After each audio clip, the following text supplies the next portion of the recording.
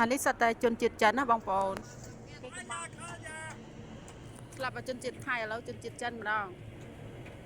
ហើយខ្ញុំមកថតកម្មករខាងផ្នែកខាងកប៉ាល់ឲ្យបងប្អូនទស្សនាព្រោះឯដែលថតវីដេអូវេនអញ្ចឹងណាហើយគាត់កំពុងតែបេតអីវ៉ាន់ហើយអីវ៉ាន់ហ្នឹងគឺម្ហូបអាហារបងប្អូនមានបន្លែមានប្លុកមានត្រីសាច់ពងមានទឹកមានអីអូមានសពគ្រប់បងប្អូនហើយមាត់ច្រកនេះកន្លែងចុងភៅកម្មករកប៉ាល់គឺទៅកាត់ហូបដូចតែខ្មែរយើងចឹងឯងបន្លែដូចតែគ្នានឹងឯងគ្រាន់ថាការធ្វើម្ហូបវាអត់ដូចខ្មែរយើងចឹងណាម្ហូបជនជាតិគេចឹងហើយផ្នែកកម្មករខាងកប៉ាល់មានច្រើនបងប្អូនមិនមែនមាន4-5នាក់អីទេមាន20-30នាក់